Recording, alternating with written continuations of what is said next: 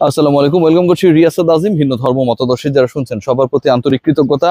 Bangladesh premier league BPL নিয়ে আলোচনা করতে চাই, বিপিএল আপডেটস গুলো আপনাদেরকে জানাতে চাই। কয় দল নিয়ে বিপিএল হচ্ছে, কবে থেকে অ্যাপ্রক্সিমেট শুরু হবার যে ডেডলাইন সেটা এখন পর্যন্ত নির্ধারিত হয়েছে, এবং এর থেকেও বড় ব্যাপার বিপিএল গভর্নিং কাউন্সিল তারা আসলে কাদের সাথে, স্টেক হোল্ডারদের সাথে যারা পার্টিসিপেটিং টিমস হিসেবে কাজ করেছে বিগত আসরগুলো, সেই দলগুলোর সাথে বসতে যাচ্ছে। সেই ডেডলাইনটা অথবা সেই দলগুলো কারা, কাদের সাথে বসার ব্যাপারে Bangladesh cricket board BPL governing council আগ্রহী না, সেই আলোচনা রয়েছে। ক্রিকেটারদের পারিশ্রমিক বাড়ছে কি বাড়ছে না সেটাও আলোচনায় রয়েছে। সবকিছু মিলিয়ে বিপিএল শুরুর ডেডলাইনটা এখন পর্যন্ত Bangladesh cricket board, the way they are thinking is that এবছরই হবে। এর সবচেয়ে বড় কারণ সেটা হচ্ছে আর 4 থেকে 5 দিনের মধ্যে আপনারা সবাই জানেন ন্যাশনাল ইলেকশনের যে ডেডলাইন, সেই ডেডলাইনটা আমরা পেয়ে যাব। এবং যতটুকু ধারণা করা হচ্ছে যে আগামী বছরের মিড অফ ফেব্রুয়ারিতে ইলেকশন হবে। এখন ফেব্রুয়ারির মাঝামাঝিতে যদি জাতীয় নির্বাচন হয়, ফেব্রুয়ারিতে বিশ্বকাপ টি-20 রয়েছে, বাংলাদেশ যেখানটা অংশগ্রহণ করবে। তার আগে যদি আপনি বিপিএল খেলতে না পারেন, আপনি যদি টি-20 বিশ্বকাপের পরে মে মাসে বিপিএল খেলেন, এই বিপিএল খেলা না খেলার তো কোনো আসলে দাম নেই। সো বিপিএল নিয়ে পরিকল্পনা এটা হতে যাচ্ছে এখন পর্যন্ত 1 মাসের আয়োজন। বিপিএল মানে আমরা মোটামুটি 1.5 মাস 1.5 মাসের একটা আয়োজন দেখি। এখন পর্যন্ত গভর্নিং কাউন্সিলের যে ভাবনা রয়েছে তাতে আপকামিং বিপিএলটা হবে 1 মাসের আয়োজন, ম্যাক্সিমাম 35 ডেজ। সিরিয়াসলি ছোট পরিসরের বিপিএল হতে যাচ্ছে।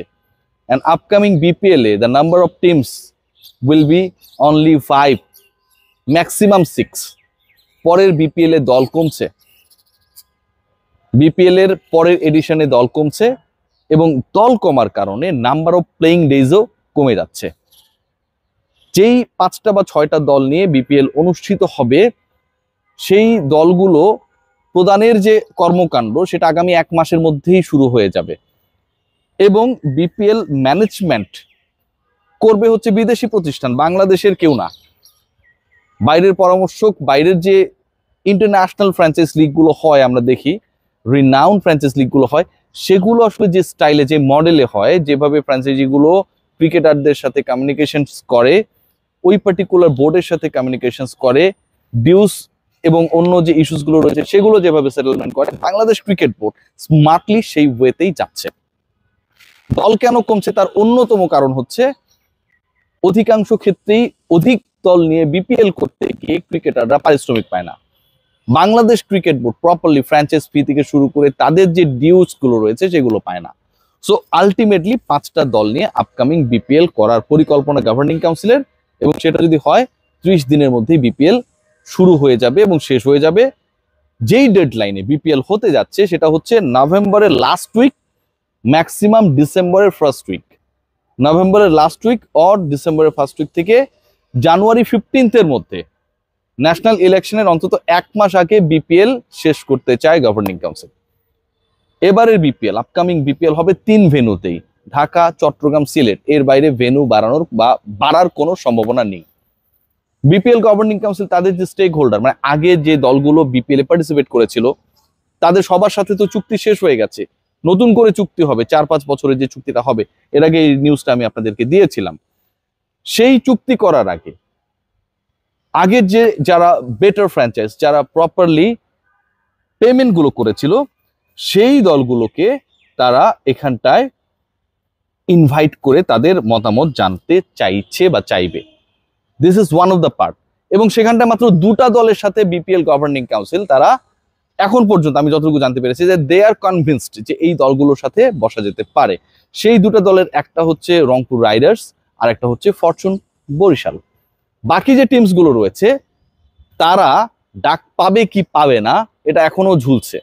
যাদের সাথে বাংলাদেশ ক্রিকেট বোর্ডের টার্মস ভালো না, ভালো যায়নি, যারা বিভিন্ন সময় বিভিন্ন ডেডলাইনস গুলো ফেইল করেছে, যে দলগুলোর ব্যাপারে বাংলাদেশ ক্রিকেট বোর্ডকে লিগালি হ্যান্ডেল করা লেগেছে, সেই দলগুলো যত বড় হ্যাডম দল হোক না কেন, সেই দলগুলোকে বাংলাদেশ ক্রিকেট বোর্ড তাদের আপকামিং যে সেশনটা হবে বিপিএল নিয়ে ফ্র্যাঞ্চাইজ গুলোর সাথে, এখানটায় ডাকতে এবং রাখতে আগ্রহী না।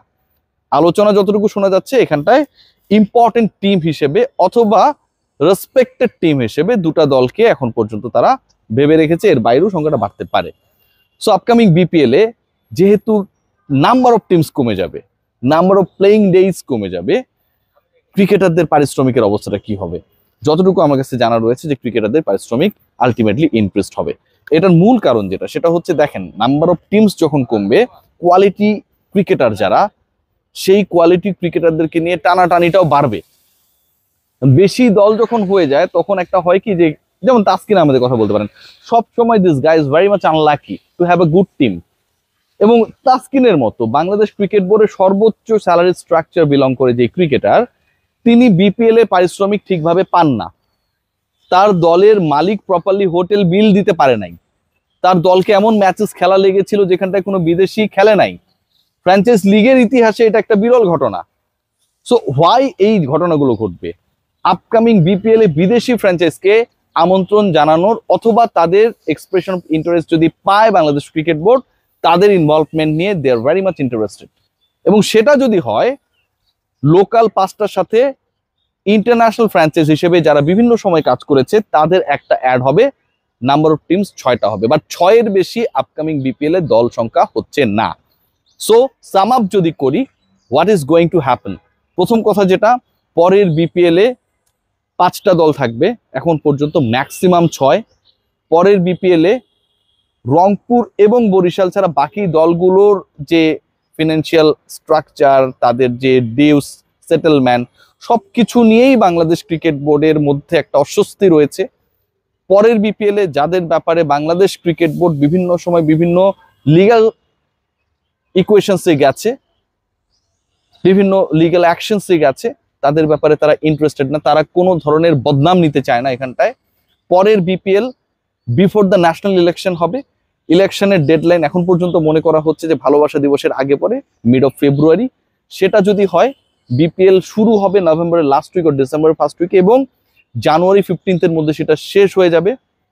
মূল কারণ যেটা, বিপিএল কে টি20 ফরম্যাটে এই টুর্নামেন্টকে এই ডেডলাইনেই করার চেষ্টা করা, কম দল নিয়ে হলেও করার চেষ্টা করার মূল কারণটা হচ্ছে বাংলাদেশ, আপনারা সবাই জানেন যে পরের টি20 ওয়ার্ল্ড কাপে ইন্ডিয়ায় খেলবে।